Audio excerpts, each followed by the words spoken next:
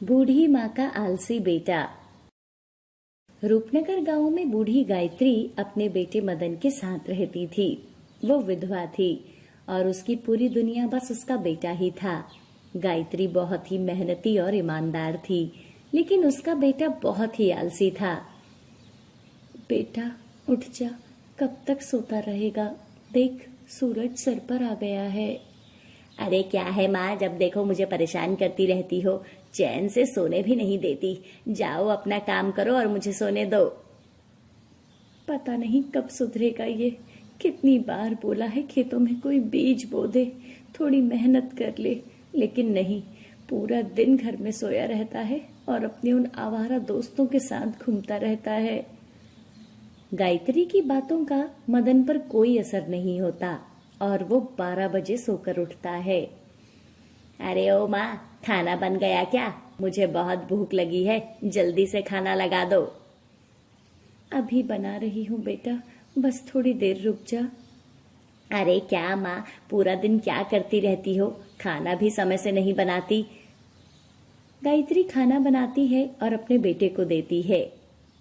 बेटा, खाना खाकर अपने खेत में पानी लगा देना, इस बार जुताई करके गेहूं की फसल बो दे। हाँ हाँ ठीक है, मैं देख लूंगा। अब मुझे शांति से खाना खाने दो। मदन खाना खाता है और घर से निकल जाता है। वो अपने दोस्त श्याम के पास जाता है, जो अपने खेतों में काम कर रहा था। अरे क्यों रे श्याम, जब देखो खेतों में मिट्टी के साथ मिट्टी बना रहता है। चल बाजार में चक्कर लगा कर आते हैं। अरे नहीं नहीं, तू जा, मैं अभी नहीं जा सकता। वो आजकल बाबूजी की तबीयत कुछ ठीक नहीं रहती। अब उनकी उम्र भी तो हो गई है ना, इसलिए अब मुझे ये सब संभालना है। मदन वहीं श्याम के साथ बैठकर बातें करने लग जाता है। कुछ समय के बाद जब अंधेरा हो गया तो मदन और श्याम दोनों अपने घर लौट जाते हैं। मदन देखता है कि उसकी माँ चारपाई पर सो रही थी। अरे माँ, ओ माँ, आज जल्दी सो गई क्या? मुझे खाना चाहिए, बहुत भूख लगी है। बेटा, मैंने अभी कुछ नहीं बनाया, मेरी तबीयत कुछ ठीक नहीं है। अपनी माँ के मुंह से ये सुनकर मदन बड़बड़ाता हुआ रसोई घर में चला जाता है। मदन रसोई में से दिन का बचा हुआ कुछ खाना खाकर सो जाता है। अगली सुबह जब मदन बाहर जाने के लिए तैयार होता है तो मदन देखता है कि उसकी माँ अब भी चारपाई पर लेटी हुई थी। अरे आज माँ को क्या हो गया? इतनी देर तक तो नहीं सोती। माँ तो मुझसे भी पहले उठ जाती है। तभी, बेटा, मेरी तबीयत ठीक नहीं लग रही, मुझे थोड़ा पानी गर्म करके दे दे। अरे माँ, मुझे बाजार जाना है, तुम खुद ही ले लो। ये सब सेवा मैं नहीं कर सकता।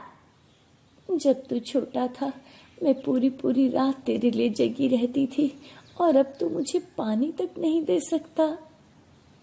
आज तू मेरी बात नहीं सुन रहा। तुझे मेरी बातें अब समझ नहीं आएंगी, लेकिन कल को तू बहुत पछताएगा।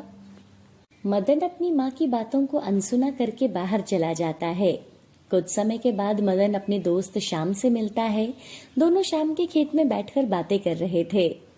अरे श्याम भाई, हमारे उम्र के सभी लोग किसी न किसी काम से गांव के बाहर गए हैं। एक हम ही हैं जो इस गांव में खेती मजदूरी कर रहे हैं। अरे तू ऐसा क्यों बोल रहा है? अच्छा ही है ना, हम अपने गांव में अपनों के साथ यहाँ रहते हैं और हमें कभी भी दूसरों की जिंदगी से खुद की जिंदगी की तुलना नहीं करनी चाहिए। वाह, तू तो बड़ी बड़ी बातें करने लगा है। ये सब बड़ी बड़ी बातें नहीं है, हम अब बड़े हो गए हैं, हमें अब घर की जिम्मेदारी उठाना सीखना होगा। तू भी थोड़ा अपनी माँ का ख्याल रखा कर, समझा? अरे ठीक है, इतना ज्ञान मत दे। चल अभी मैं चलता हूँ, मुझे बहुत भूख लगी है। मदन ये बोल के चिड़चिड़े मन से अपने घर लौटता है। माँ, अरे ओ माँ, कहाँ गई? मुझे बहुत जोर से भूख लगी है, खाना दो जल्दी। अरे तू क्या सिर्फ खाना खाने के बारे में ही सोचता है? तूने एक बार भी इस बीमार माँ के बारे में सोचा है? मेरी उम्र हो गई है अब, मैं तुझे ऐसे घर में बिठा कर नहीं खिला सकती। अरे कुछ सीख अपने दोस्त श्याम से, कितना जिम्मेदार लड़का है वो। अरे जब देखो मुझे सुनाने में लगी रहती हो। चला जाऊंगा मैं घर छोड़कर, रहना फिर अकेले ही। वैसे भी दिया ही क्या है आप लोगों ने मुझे? बाबा तो नशा करके बीमार होकर गुजर गए। एक जमीन का बंजर टुकड़ा पड़ा है, ले लो वो तुम भी, मुझे कुछ नहीं चाहिए। ये बोलकर मदन गुस्से में घर छोड़कर चला जाता है और वो पूरे गांव में भटकता रहता है। सुबह से दोपहर हो गई थी। अरे बहुत भूख लग रही है, क्या करूं? क्यों ना किसी मंदिर में जाकर कुछ खा लूं। मदन मंदिर जाता है, वहां से उसे प्रसाद मिलता है। वो उसे खाकर और आगे बढ़ जाता है। गांव में घूमते घूमते शाम हो गई थी। मेरे पास तो कोई पैसे भी नहीं है, फिर मैं क्या करूंगा, क्या खाऊंगा और कहाँ रहूंगा? मुझे लगता है मुझे घर वापस जाना चाहिए। मदन अपने घर आ जाता है। माँ, मैंने सोच लिया है, मैं खेती करना चाहता हूँ, जिसके लिए मुझे अच्छे बीज चाहिए। आपके पास कुछ पैसे हैं तो मुझे दे सकती हो क्या? गायत्री अपनी अलमारी में से कुछ पैसे अपने बेटे को निकाल कर देती है। ये ले बेटा, अब मन लगाकर काम करना। मदन उन पैसों से अच्छे बीज खरीदता है और गांव के सेठ से कुछ जमीन भी फसल के लिए मांगता है और कुछ पैसे भी उधार ले लेता है। देख मदन, जमीन तो तुझे मिल जाएगी, लेकिन मुझे पैसे समय पर चाहिए। जी सेठ जी, मैं आपके सारे पैसे समय पर लौटा दूंगा। पैसे मिलने के बाद भी मदन का वही हाल था। वो सुबह देर से सोकर उठता था और बाकी का समय अपनी दोस्तों के साथ बिता देता था। माँ के कहने पर खेत में बीज तो बोए, लेकिन समय पर पानी नहीं दिया, इसलिए खेत में कुछ नहीं हुआ। और ऐसे ही 1 साल बीत गया और उसने सारे पैसे खाने पीने में ही बर्बाद कर दिए। अब सेठ भी मदन से अपने पैसे मांगने लगा। अरे क्यों रे मदन, 1 साल हो गया, तुझे पैसे नहीं देने क्या? कितनी बार बोलना पड़ेगा? सेठ जी, बस कुछ दिनों में मैं आपके सारे पैसे लौटा दूंगा।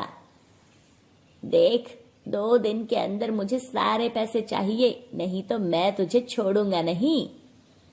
मदन बहुत परेशान था और वो अपने दोस्तों से मदद मांगता है। देख मदन, मैं तेरी कोई मदद नहीं कर सकता। तुम्हें तो पता ही है, अगर मेरे पिताजी को पता चला तो वो मुझे जान से मार देंगे। अगले दिन सेठ के कुछ आदमी मदन को रास्ते में घेर लेते हैं और उसकी खूब पिटाई करते हैं। सेठ जी के पैसे खाएगा तू? हाँ, अभी तेरी टांगे तोड़ता हूँ। वो मदन को खूब पीटते हैं। अगर 1 दिन के अंदर पैसे लेकर सेठ जी के यहाँ नहीं पहुंचा ना, तो तुझे और तेरी माँ को घर से निकालकर पूरे गांव में नचाएंगे। वो लोग वहां से चले जाते हैं। मदन अपने घर आ जाता है। ये क्या हुआ बेटा, ये चोट कैसे आई? कुछ नहीं माँ, वो बाइक ने टक्कर मार दी। हे भगवान, चल डॉक्टर के पास चलते हैं। मुझे कहीं नहीं जाना, मैं सोने जा रहा हूँ। मदन अपने कमरे में जाता है और दरवाजा बंद करके सो जाता है। अरे बेटा, खाना तो खा ले। मदन अपनी माँ की बातों का कोई जवाब नहीं देता। मदन को कुछ समझ नहीं आ रहा था कि वो क्या करे, कि वो कैसे सेठ के पैसे चुकाए। रात को जब उसकी माँ सो रही थी तो वो चुपके से अपनी माँ की तिजोरी से सारे गहने चुरा लेता है और अपने घर से निकल जाता है। रात के अंधेरे में मदन गहने लेकर अकेले जा रहा था। तभी 2 बाइक सवार वहां आते हैं और मदन को जोर से धक्का मारते हैं और मदन जमीन पर गिर जाता है। आह, अरे कौन हो तुम, छोड़ो मुझे। वो दोनों चोर मदन से सारे गहने छीन लेते हैं और वहां से भाग जाते हैं। अगली सुबह जब गायत्री उठती है तो वो अपनी तिजोरी को खुला देखकर हैरान रह जाती है। अरे, ये तिजोरी कैसे खुली है? कौन आया था यहाँ? गायत्री देखती है कि उसके सारे गहने गायब थे। हे भगवान, मेरे गहने कहाँ गए? सब कुछ लुट गया, अब मैं क्या करूंगी? गायत्री रोते हुए सब जगह देखती है, लेकिन उसे कहीं भी गहने नहीं मिलते। गायत्री अपने बेटे के कमरे में जाती है तो मदन भी वहां नहीं था। गायत्री हड़बड़ाते हुए मदन को ढूंढने गांव में निकल जाती है। रास्ते में उसे गांव का सेठ धनी लाल मिलता है, जो कि अपने मुंशी के साथ था। अरे, ये उस मदन की माँ है ना? जी सेठ जी। अरे, इसे क्या हुआ? अरे, तुम इतनी घबराई हुई क्यों हो, क्या हुआ?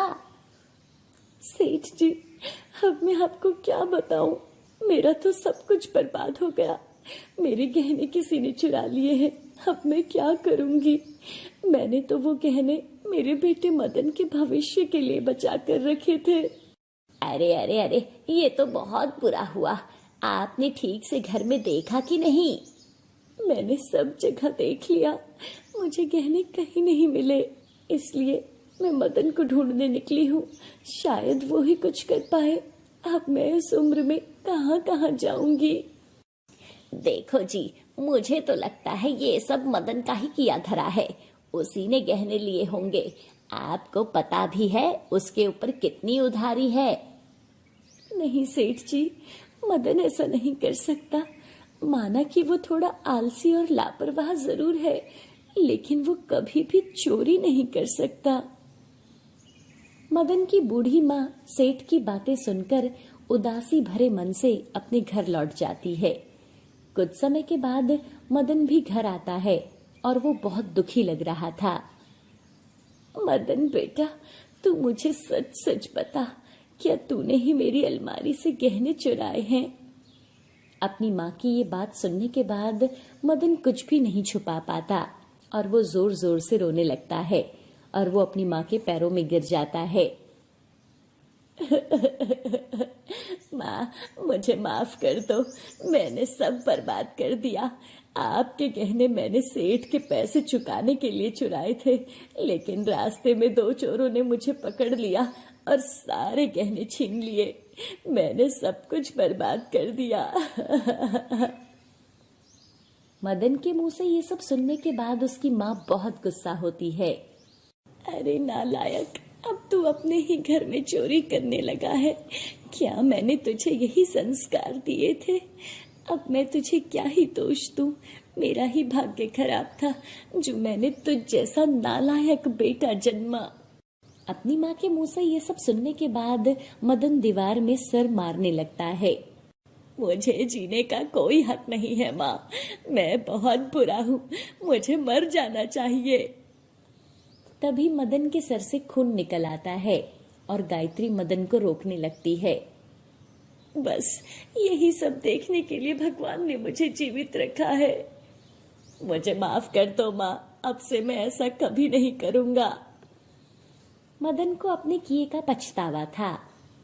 आपने मेरी वजह से बहुत कुछ सहा है, मैंने बहुत गलतियां की है और आपको बहुत ठेस पहुंचाई है, लेकिन माँ, अब से मैं आपको कभी भी तकलीफ नहीं होने दूंगा और मैं आपके गहने भी वापस लेकर आऊंगा। कोई बात नहीं बेटा, देर से ही सही, तू समझा तो। मुझे तो बस तेरे भविष्य को लेकर चिंता रहती है, इसलिए तुझे काम करने के लिए बोलती रहती हूँ। मेरा क्या है, मैं तो अब बूढ़ी हो गई हूँ। आज नहीं तो कल तुझे तो काम शुरू करना ही होगा ना, मैं उसी से खुश हो जाऊंगी। ये सब बात करते हुए दोनों माँ बेटे की आंखों में आंसू आ रहे थे। अगली सुबह मदन पूरे जोश में अपनी जमीन में खेती करने के लिए चला जाता है और वो खूब मेहनत करता है। धीरे धीरे मदन अपनी मेहनत से खूब पैसे कमाता है और अपनी माँ को खुश रखता है। ये कहानी सुंदरवन नामक गांव की है, जो एक नदी के किनारे बसा था। लोगों को अपने गांव से दूसरे गांव जाने के लिए नाव का सहारा लेना पड़ता था, जो लोगों को इस पार से उस पार छोड़ा करती थी। सुंदरवन गांव में रहने वाले अधिकतर लोग किसान ही थे। रामलाल अपने खेतों में काम कर रहा था। क्यों भाई रामलाल, क्या कर रहे हो सुबह सुबह? भाई, वो खेत में फसल बोने का समय आ गया है ना, इसलिए खेत जोत रहा हूँ। तभी कुछ देर में रामलाल की पत्नी मीरा खेत में आती है। लो भाई, मीरा भाभी तो तुम्हारे लिए खाना भी लेकर आ गई। अच्छा भाई, अब आप अपना काम करो, मैं चलता हूँ। रामलाल की पत्नी मीरा गर्भवती थी, लेकिन वो फिर भी रामलाल के लिए खेतों में खाना लाया करती थी। ध्यान से, कितनी बार तुमसे कहा है कि ऐसे मत चला करो, लेकिन तुम हो कि मेरी एक बात नहीं सुनती। अच्छा जी, मैं तो आपकी हर बात मानती हूँ, लेकिन मैं थोड़ा चल लूंगी तो उसमें कोई नुकसान नहीं होगा। वैसे भी खेत में आती हूँ तो हर समय आपको टाइम पर खाना खिला देती हूँ। नहीं तो आप तो बस काम करने में ही लगे रहते हो। फिर दोनों साथ बैठकर खाना खाते हैं। दोनों हमेशा साथ ही खाना खाया करते थे। ऐसे ही कुछ दिन बीत गए और मीरा ने 2 जुड़वा बच्चियों को जन्म दिया। रामलाल अपनी बेटियों को देखकर बहुत खुश था, लेकिन भगवान को तो कुछ और ही मंजूर था। बच्चियों को जन्म देने के बाद मीरा की हालत बहुत बिगड़ गई और उसकी मृत्यु हो गई। मीरा की 13वीं पर गांव वाले रामलाल के घर आए। बेटा, बहुत बुरा हुआ कि तुम्हारी पत्नी इतनी छोटी उम्र में चल बसी, लेकिन बेटा अभी तुम्हारी उम्र ही क्या है। अब तुम्हें अपनी इन जुड़वा बेटियों के लिए दूसरी शादी कर लेनी चाहिए। नहीं चाचा जी, मेरी ये बेटियां ही मेरा सब कुछ है। अब मैं सिर्फ इन दोनों के सहारे ही जी लूंगा। वक्त बीतता गया और रामलाल की जुड़वा बेटियां 5 साल की हो जाती हैं। रामलाल उन्हें गांव के ही सरकारी स्कूल में पढ़ाता है। रामलाल बहुत मेहनती था। वो अपनी बेटियों को पढ़ा लिखा कर आगे बढ़ाना चाहता था। रीटा और गीता पढ़ने में बहुत होशियार थी। एक दिन, पापा, आपने बोला था कि आप हमें तैरना सिखाएंगे। हाँ बाबा, अब तो हमारी 5वीं कक्षा की परीक्षा भी हो गई है। आपने बोला था कि जब 5वीं कक्षा के बाद हम नदी के पार वाले स्कूल जाएंगे तो आप हमें तैरना सिखाएंगे। हाँ हाँ मेरी बच्चियों, मुझे सब कुछ याद है। तो फिर बताओ ना, हम चल रहे हैं क्या? आप हमें आज ही तैरना सिखाएंगे? बिटिया, आज तो खेतों में बहुत ज्यादा काम है। मैं तुम्हें कल ही तैरना सिखाऊंगा। पक्का ना बाबा? हाँ हाँ पक्का। अच्छा, अभी मैं खेत में जा रहा हूँ काम करने के लिए। बाबा, हम भी आपके साथ आपकी मदद करते हैं। फिर तीनों खेत में चले जाते हैं और खेत का काम करते हैं। अगले दिन ही रामलाल रीता और गीता को लेकर नदी पर गया और वहाँ पहले रामलाल पानी में उतरता है। अब देखो, आराम से। तुम्हें अपने पैरों और हाथों को ऐसे चलाते रहना है। गौर से देखो मुझे। रीटा और गीता ने अपने बाबा को गौर से तैरते हुए देखा। रीटा ने डरते हुए कोशिश की। पहले पहले तो वो तैर नहीं पा रही थी, फिर उसे धीरे धीरे समझ आ गया। इसी तरह फिर गीता ने भी कोशिश की और जल्द ही दोनों को तैरना आ गया। फिर क्या था, रीटा और गीता हर दिन तैरने का अभ्यास करती थी। यहाँ गांव के लोग रामलाल की बेटियों के बारे में तरह तरह की बातें करने लगे। तुम्हें पता है बहन, वो रामलाल भाई ना अपनी छोरियों को नदी में तैरना सिखाता है। अरे, घर में औरत होती तो उसे समझाती, अब मर्द का दिमाग क्या समझे बेटियों को कैसे पालना है। बात तो सही है बहन। दूसरी तरफ रामलाल अपनी बेटियों से कहता है, अब मैं तुम्हारा दाखिला नदी पार वाले स्कूल में करवाऊंगा। वहाँ तुम दोनों खूब मन लगाकर पढ़ना। ये, अब तो हम बड़े स्कूल में जाएंगे। वहाँ तो बहुत मजा आएगा। रामलाल रीटा और गीता के स्कूल जाता है और उनका परिणाम पत्र लेता है। फिर गांव के सरपंच के पास जाता है। सरपंच जी, मुझे रीटा और गीता का जन्म प्रमाण पत्र चाहिए। अरे, वो तो मैं दे दूंगा, लेकिन तुम उसका क्या करोगे? सरपंच जी, अब उनकी 5वीं हो गई है, तो आगे की पढ़ाई के लिए उन्हें दूसरे गांव के स्कूल में पढ़ाना चाहता हूँ। क्या तुम अपनी लड़कियों को नदी पार दूसरे गांव में पढ़ाना चाहते हो? जी सरपंच जी। अरे, हमारे गांव की तो कोई लड़की आज तक दूसरे गांव पढ़ने नहीं गई, तो तुम क्यों गांव की परंपरा को बिगाड़ रहे हो? तुम्हारी बेटियों को देखकर तो सभी लड़कियां बोलने लगेंगी कि उन्हें भी नदी पार वाले स्कूल जाना है, तो घर और खेतों में काम कौन करेगा? आप जो भी सोचो सरपंच जी, मैं अपनी बेटियों को पढ़ाना चाहता हूँ। आप मुझे उनका जन्म प्रमाण पत्र दे दीजिए। सरपंच ने गुस्से से कुछ किताबें निकाली और फिर रामलाल को रीटा और गीता के जन्म प्रमाण पत्र दे दिए। अब रीटा और गीता दोनों रोज नाव में बैठकर नदी के पार स्कूल जाया करती थी। रामलाल बहुत खुश था। एक दिन की बात है, रीटा और गीता नाव में बैठकर स्कूल जा रहे थे। उसी नाव में सरपंच जी का बेटा राहुल भी स्कूल जा रहा था। वो 7वीं कक्षा में पढ़ता था। अचानक नाव का संतुलन बिगड़ा और उनका बेटा नदी में गिर गया। अरे राहुल भैया, इधर आओ, ध्यान से। बचाओ, मुझे बचाओ, कोई मुझे बचाओ। लगता है इन्हें तैरना नहीं आता। रीटा और गीता ने कुछ भी नहीं सोचे बिना वो दोनों नदी में कूद गई और तैर कर राहुल के पास गई। दोनों ने राहुल को सहारा दिया और उसे नदी किनारे ले आई।